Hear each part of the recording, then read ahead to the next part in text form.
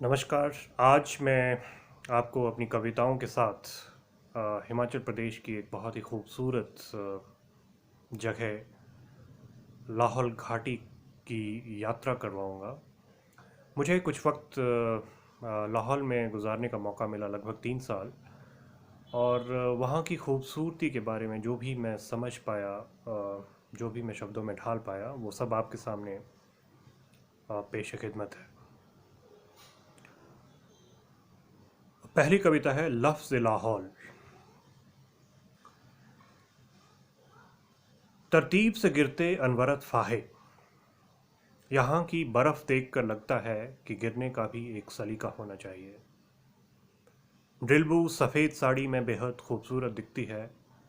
Lady of Kelong घूंघट में सिमटती है। भागा नज़र बचा के चंद्रा के साथ हो चली है। सिकुड़ते जरिम फिर जवान हो चले हैं। कार्दंग वाला गोंपा सफ़ेद कैनवस पर पेंटिंग सा नज़र आता है। बच्चे सड़क पर सर्र फिसल कर रास्ता तय करते हैं। 2-3 बार गिरकर ख्याल आता है कि दस्ताने भूल आया हूँ। कभी कभार पूरी तरह ढके हुए मुंह से 2 आंखें मानो जूले कह जाती हैं।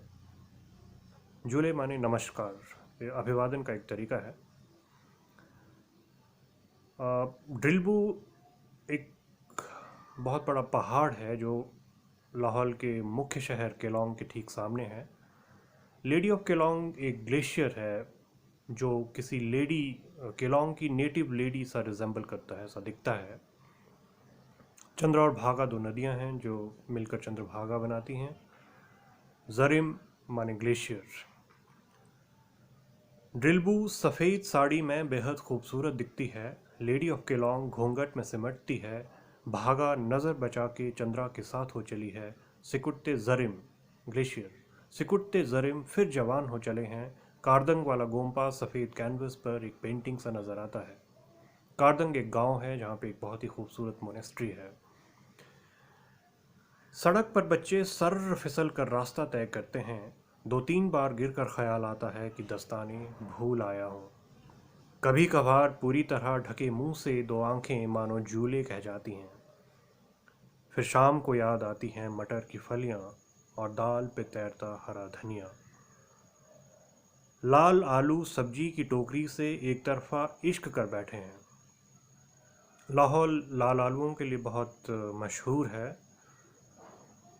सर्दियों में चूँकि सारे रास्ते बंद हो जाते हैं, तो हो जाते थे, क्योंकि ये रोहतांग टनल से पहले की बात है। लाल आलू सब्जी की टोकरी से एक तरफा इश्क कर बैठे हैं। सुबह उठकर जमे हुए नलके से उलझना और ना नहाना, और फिर शाम के बचे लाल आलूओं को पानी लगाना। फ्लाइट के शेड्यूल पर आंख मिचाली और शाम को कुछ आंखों का उदास हो जाना। लाल चोंच वाले कौओं को उड़ते देखना और फिर बर्फ़ के अनवरत फाहे, तरतीब से गिरते बर्फ़ के अनवरत फाहे। एक और कविता है रात की दिहाड़ी। पूर्णिमा की चांद, पूर्णिमा की रात, चांद की आभा, सरस सलिल स्वच्छंद भागा। सरद जाड़े की ठिठुरन में बिना ऊनी जुराबों के मैं अभागा। 2 आंखें हर चित्र में चरित्र खोजती, सफ़ेद रात में हर वाक्य को महसूस थी। ट्राइपॉड कैमरा थामे मुस्तैद खड़ा है, पर पुरानी बिल्डिंग के सामने बिजली का खंभा अड़ा है। उस छत पर अजीब विरोधाभास है। अंदर बांसुरी की धुन और थिरकते कदमों के साथ हालडा का उल्लास है। बाहर चांद की अटखेलियों के बीच डाक बंगले की फ़ोटो को खींच एक और फ़ोटो की तलाश है। अंदर उत्सव है तो बाहर महोत्सव है। जूनिपर स्तब्ध खड़े हैं। बर्फ़ ओढ़े पहाड़ बोल पड़े हैं। एक कविता ज़रूरी है और रात की दिहाड़ी पूरी है। हालडा लाहौल स्पीति का एक मुख्य त्यौहार है। जूनिपर यहाँ के वृक्ष हैं जो यहाँ बहुतायत में पाए जाते हैं।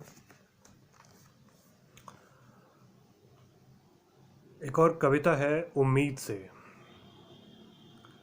इसी पे इस किताब का नाम भी उम्मीद से ही मैंने रखा है। एक शाम संगम पे चंद्रा के चंचल पानी ने भागा की भावनाओं को कुछ ऐसे समेटा, सूरज ठहर सा गया, मानो शाम की कोई साजिश हो सूरज को कुछ और देर रोक लेने की। छनी हुई सी रेत पर कोई कण चमकता, आकाश झुक सा गया हो और पेड़ एकटक निहारते, आवाज़ें प्रणय का सा आभास करवाती, मानो प्रियतम और प्रेयसी आत्मसात हो गए हों और चल पड़े हों एक नए सफ़र पर विलीन होकर। गुरु घंटाल आशीर्वाद दे रहे हों चुपचाप, लाल चोंच वाले कौओं को मानो कुछ दूर छोड़ने को कहा हो। एक अरसे बाद कुछ ठूंठों पर कोंपलें और शीत मरु पर घास का उगना, मानो बांझ धरा अब के उम्मीद से हो, मानो बांझ धरा अब के उम्मीद से हो। बेहद शुक्रिया। Thank you.